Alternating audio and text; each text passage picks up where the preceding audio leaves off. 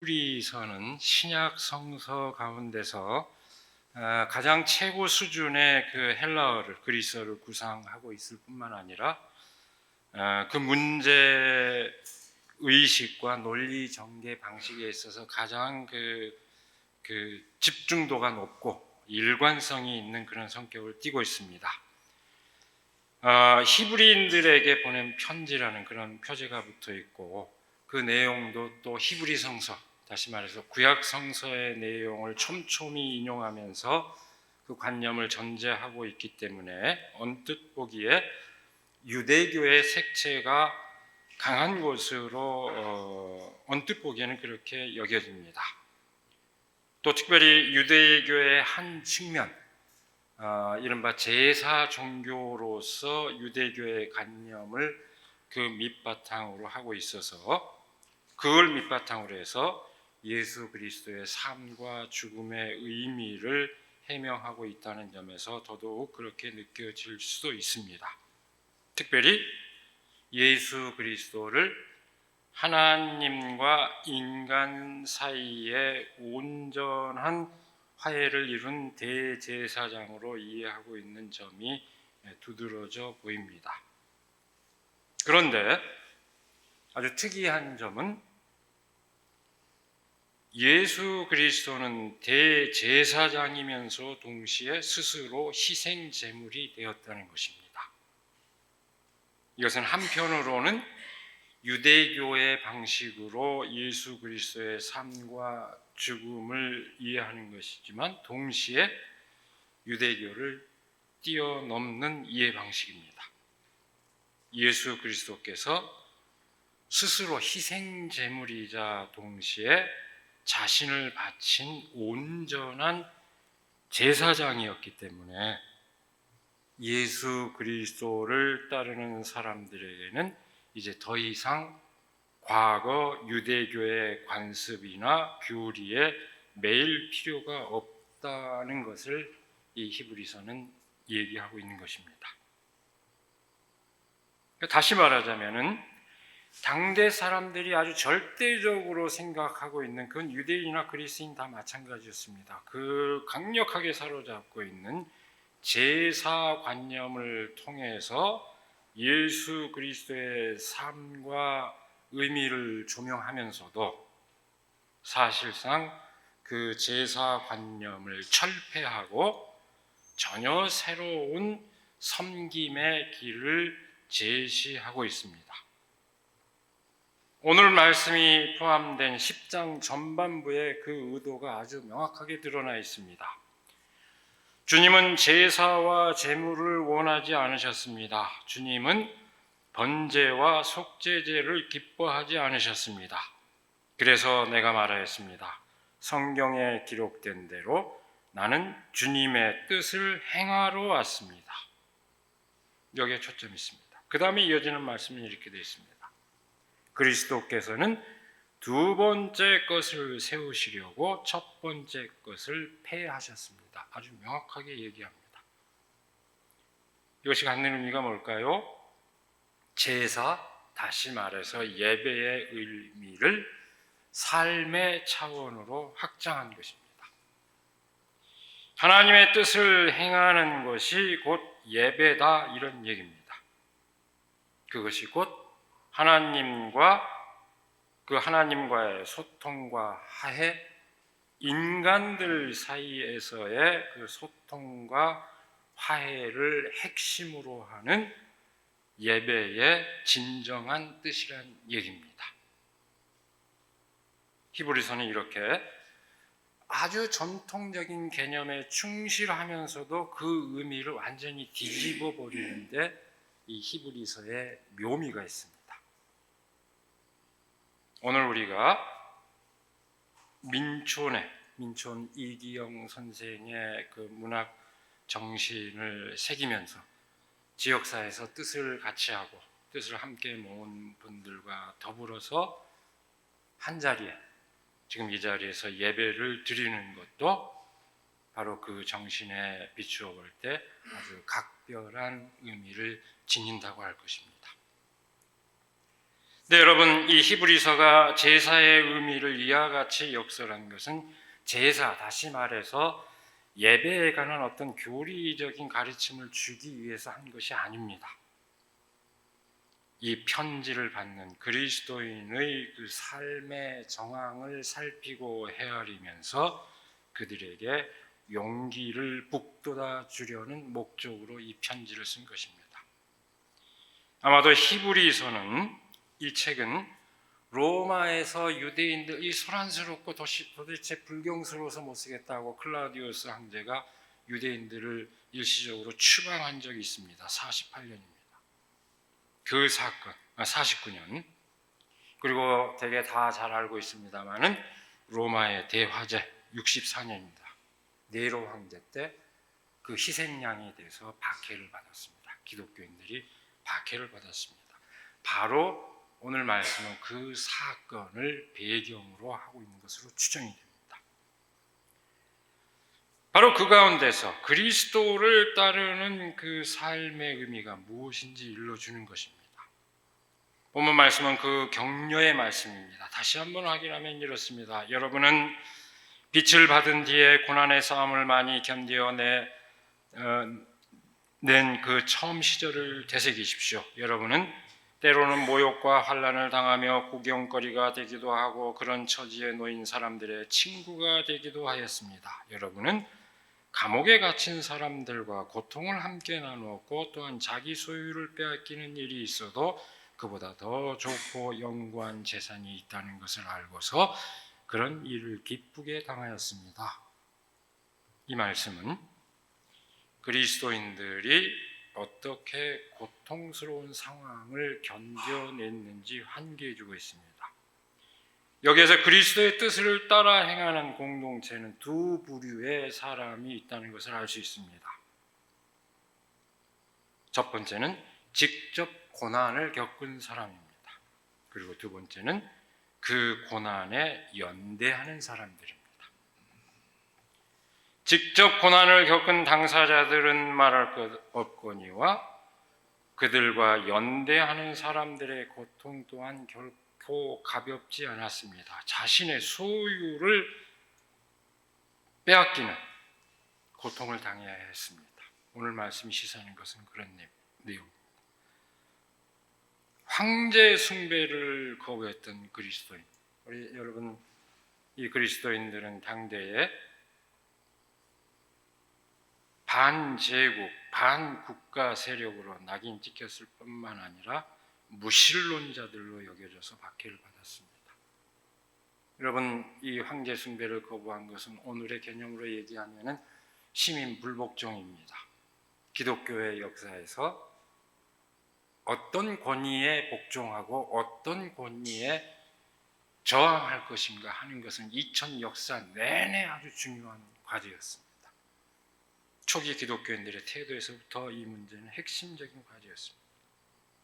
그 로마 제국의 권위에 복종하지 않기 때문에 이들은 반국가 세력으로, 그리고 로마의 신들을 섬기지 않았기 때문에 무신론자들로 여겨졌습니다.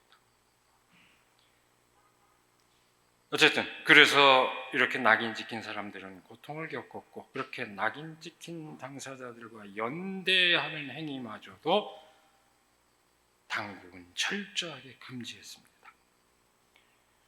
본문 말씀은 그럼에도 불구하고 그 고통스러운 상황을 견뎌낸 것을 격려하며 좌절하지 말 것을 당부합니다.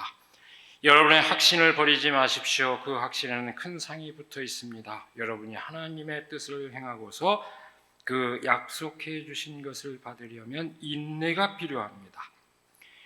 이제 아주 조금만 있으면 오실 분이 오실 것이요 지체하지 않을 것이다. 나의 의인은 믿음으로 살 것이다. 그가 뒤로 물러서면 내 마음이 그를 기뻐하지 않을 것이다. 우리는 뒤로 물러나서 멸망할 사람들이 아니라 믿음을 가져 생명을 얻을 사람들입니다. 아주 의미심장한 말씀입니다. 줄여 말하면 지금 고통을 겪고 있지만 머지않아 좋은 날이 올 테니 인내하며 그날을 맞이해라, 이렇게 집약되는 말씀입니다. 여기서 인내는 그저 수동적으로 참고 견디는 것을 뜻하지 않습니다. 그것은 하나님의 뜻을 새기며 그 뜻을 실현하는 적극적인 그 태도를 뜻합니다. 마침내 실현될 하나님의 뜻에 대한 믿음이요, 어떤 상황에도 굴하지 않는 삶의 용기를 뜻합니다. 그것이 인내의 의미입니다. 의인은 믿음으로 산다. 구약의 예언자 하박국의 예언을 다시 함기시키고 있습니다. 그 말씀은 그 진실을 강조합니다. 그리고 오늘 본문 말씀 마지막, 우리는 뒤로 물러나서 멸망할 사람들이 아니라 믿음을 가져 생명을 얻을 사람들이라는 이 고백은 그 결의를 다시 한번 확인해주고 있습니다. 히브리서의 이 결의는 당대 사회에 대한 분명한 인식과 더불어 그리스도인들의 역할에 대한 뚜렷한 자각을 기반으로 하고 있습니다. 본문 말씀에서 고통을 이겨내고 또 고통을 겪는 사람들과 연대하는 행위를 칭송하고 있을 뿐만 아니라 히브리서 곳곳에서 선을 행하라고 하는 것을 계속해서 강조하고 구체적으로 서로 나누는 삶을 살라고 강조하고 있습니다. 그것이야말로 산제사다, 살아있는 예배라고 강조합니다. 그것은 당대 사회가 그것과는 상반되고 있다는 것을 역으로 반증해 줍니다. 통치자들이 권력을 남용하는 사회, 부자들이 남의 것을 빼앗는 사회, 힘 있는 자들이 힘 없는 자들을 마음대로 부려먹는 사회, 바로 그 사회 안에서 그 불의를 배격하고 정의를 이루고 형제 자매, 자매 형제를 구현하는 그 삶을 산제사, 살아있는 예배로 히브리서는 말하고 있는 것입니다. 그 불의한 세상을 극복하고 마침내 새로운 세계를 이루게 되리라는 믿음을 히브리서는 계속 일관합니다. 우리가 아주 잘 아는 말씀입니다. 믿음은 바라는 것들의 확신이요 보이지 않는 것들의 증거입니다. 히브리서 하면 딱 떠오르는 이 말씀, 오늘 본문 말씀 바로 이어지고 있습니다. 11장에 이어지는 그 말씀은 그 진실을 다시 한번 확인해 주고 있습니다.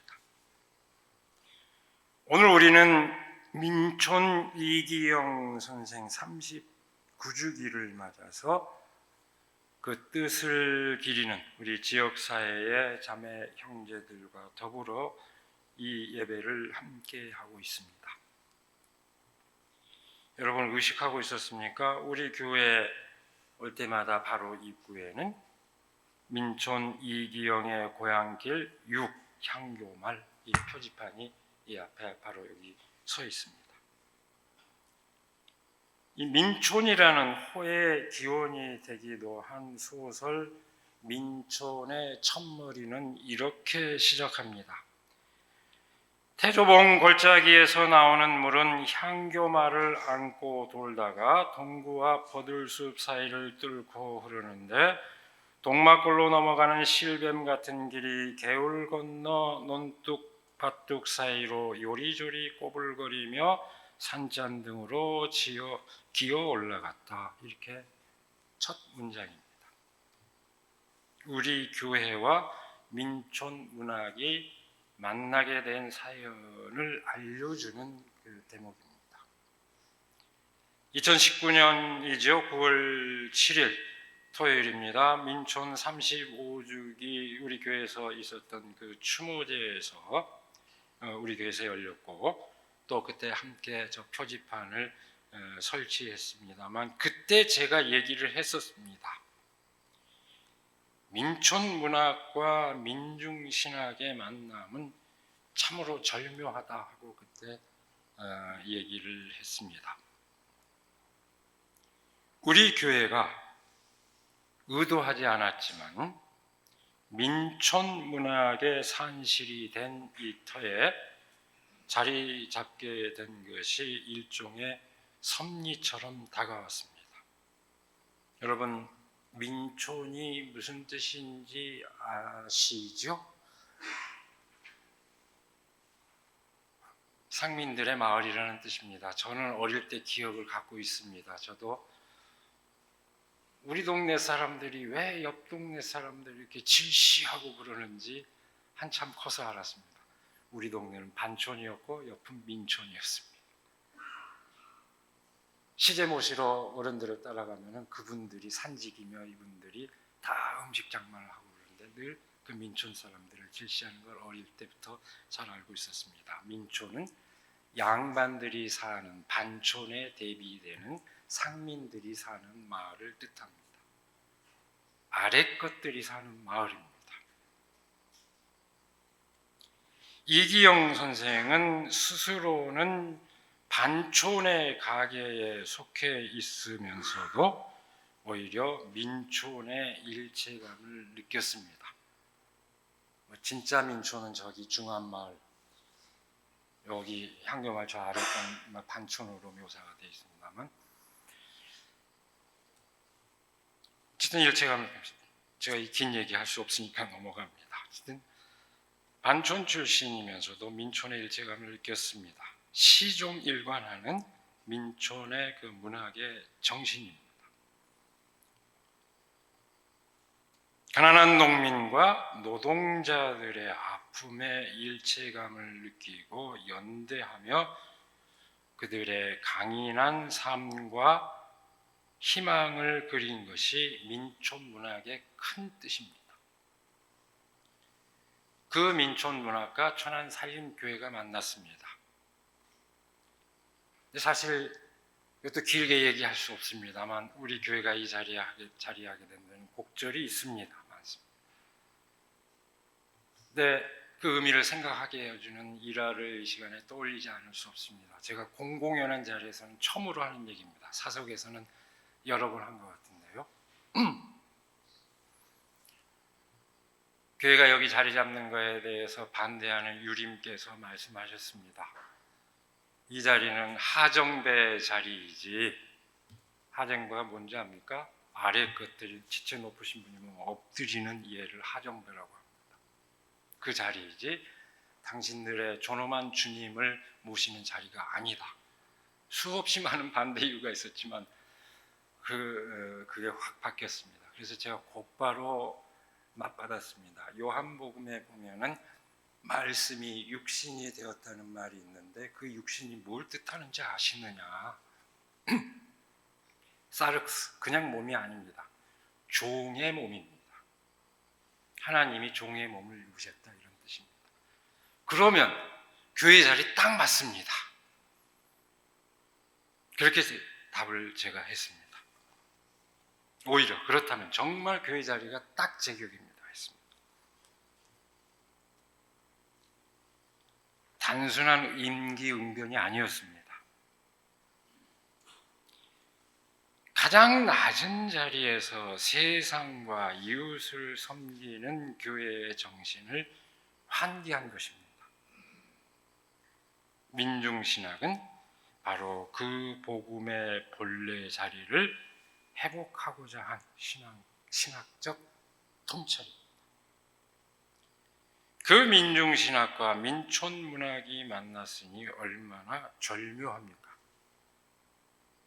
민촌문학의 산실이 된 터에 교회가 자리 잡은 것은 끊임없이 그 낮은 사람들의 자리, 민초들의 자리에서 세상에 희망을 펼치는 역할을 감당하라는 그 뜻을 일깨우는 의미로 받아들일 수밖에 없었습니다. 지금까지 몇 년 동안 민촌문학의 뜻을 기리는 그 분들에게 그 공간을 내어주는 그런 역할만 했었는데 오늘은 예배 가운데서 그 뜻을 함께 새기게 되었습니다. 덕분에 저도 교우들에게 제가 생각하고 있는 것을 얘기할 수 있게 됐습니다. 민촌은 앞서 말한 단편소설 민촌뿐만 아니라 장편, 땅과 대화소설, 두만강 등으로 민족 문학사에 큰 족적을 남겼습니다. 노벨 문학상 후보로까지 오르기도 한 것으로 알려져 있습니다. 민촌 이기영 평전의 저자 이성렬 선생은 민촌이 성서의 핵심 개념인 그 희년 사상을 알고 있었는지 의문이지만 놀랍게도 민촌은 땅에서 그와 똑같은 꿈을 그리고 있다고 얘기를 하고 있습니다. 여러분, 이 민촌 이기현 선생은 예수님의 가르침에 감복해서 한동안 교회에서 직분까지 갖고, 권사라는 직분까지 갖고, 또 논산영화학교죠. 거기서 그 신앙을 바탕으로 해서 학생들을 가르치기까지 했습니다. 그러나 세상과 다르지 않은 똑같은 교회의 모습, 오히려 더 탐욕스러운 교회의 모습을 보고 떠나버렸습니다. 교회를. 그렇게 예수님의 가르침에 반복했던 분이 현실의 교회에 실망하고 떠나버렸는데, 오늘 묘하게 우리가 다시 민촌 선생을 교회로 불러들인 격이 됐습니다. 하여간 그렇게 떠났습니다만, 그럼에도 불구하고 그분의 밑바탕에 성서의 중요한 개념이 내면으로 이렇게 의식하지 못했을지라도 자리 잡고 있었던 것이 아닐까. 그렇게 얘기해도 이해해도 전혀 틀린 말이 아닐 것입니다. 성서는 민중들의 애환과 고난, 그러나 동시에 강인한 생활력과 끈질긴 그 희망을 증언합니다. 민중신학은 그것이 신앙의 밑바탕이라는 것을 재확인해 주고 있습니다.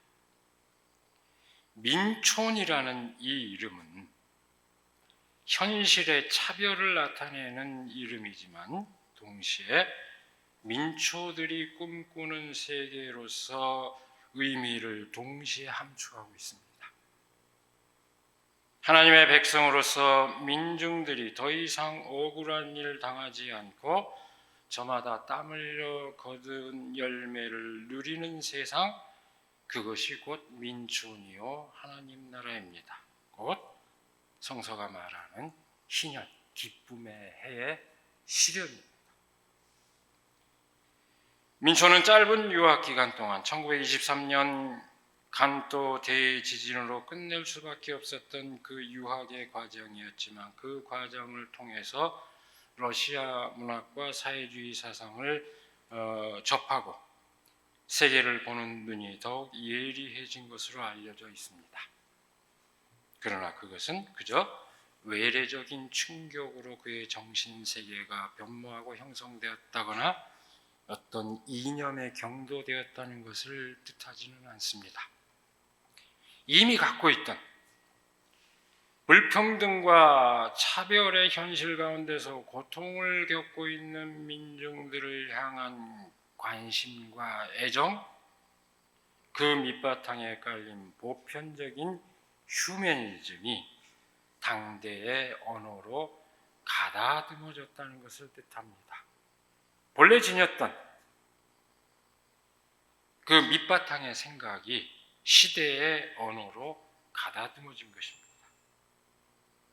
민촌의 그 이후의 활동도 바로 그런 맥락에서 이해할 수 있다고 저는 생각합니다. 민촌 39주기를 맞아서 그 문학의 정신을 새기는 것은 오늘 우리의 상황에서 더욱 각별한 의미를 지니고 있습니다. 대한민국의 뿌리인 독립운동이 부정되고 있고 분단체제가 강화되고 있습니다.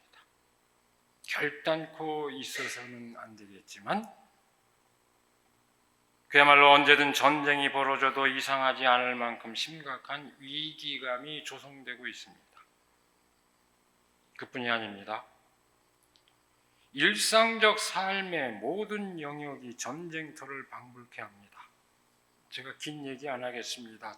여러분 어떻게 느끼는지 모르는데 저는 일과 중에요, 여기저기서 아우성치고 고통을 호소하는 사람들의 연대하는 그 서명이 일과에 굉장히 많은 부분을 차지합니다. 이런 시절을 살아본 적이 없습니다. 그걸 여러분들에게 다 소개해주기 민망할 정도로 아마 많은 경험, 수없이 많은 이런 시대를 우리가 살고 있습니다. 국민의 안전과 평화를 위한 정부는 없고 자기 세력의 이익을 추구하느라 갈등과 증오를 부추기는 도당이 지배하고 있는 그런 형국입니다. 그런 상황이 긴 시간, 장시간 지속될 수 없다는 것을 우리는 잘 압니다. 그 파국의 상황은 분단과 갈등의 체제가 안정성을 지닌 것이 아니라 몹시 불안한 형국 가운데 있다는 것을 뜻합니다. 대결을 추구하는 태도는 협력을 통해서만 공존 가능한 세계의 근본적인 그 진실 앞에서 무너지게 돼 있습니다. 무너질 수밖에 없습니다. 거꾸로 우리 사회의 정의와 평화에 대한 갈망이 지금 하늘 높이 치솟고 있지 않습니까? 지금은 고통스럽지만 우리에게 정말 인내가 필요한 시기입니다. 그 인내는 오늘 본문 말씀이, 성경 말씀이 말하는 바와 같이 그저 수동적으로 견뎌내는 것을 뜻하는 것이 아니라 하늘의 뜻이, 하나님의 뜻이 이루어지기를 간절히 소망하며 행동하는 것을 뜻합니다. 인간이 이렇게 살 수는 없다 하는 그 결연한 의지를 따르는 것입니다. 우리는 뒤로 물러나서 멸망할 사람들이 아니라 믿음을 가져 생명을 얻을 사람들입니다. 이 말씀의 뜻을 깊이 새기며 지치지 않고 정진하는 우리들이 되기를 이 시간에 간절히 기원합니다. 기도하겠습니다. 오늘 우리를 불러주셔서 하나님 앞에 예배드리는 가운데 이 땅에서 꿈을 펼쳤던 또 민촌의 문학 정신을 함께 되새기며 우리가 마음을 모을 수 있도록 인도하여 주시는 그 은혜를 감사드립니다. 가장 연약한 이들이 당당한 삶을 살았던 그 세계를 꿈꾼 민촌의 문학의 그 뜻은 하나님께서 가장 연약한 이들을 돌보시고 그들을 하나님 나라의 주인공으로 내세우신 그 뜻과 다르지 않음을 우리가 새삼 새깁니다. 하나님, 누구나 당당한 그 삶을 누리는 세계를 향한 우리의 믿음과 그것을 향한 우리의 행동이 좌절하지 않고 정말로 새로운 세계를 맛볼 수 있을 그때까지 지속할 수 있도록 우리를 인도하여 주시옵소서. 우리에게 힘을 주시고 용기를 더하여 주시옵소서. 예수님의 이름으로 기도드리옵나이다. 아멘.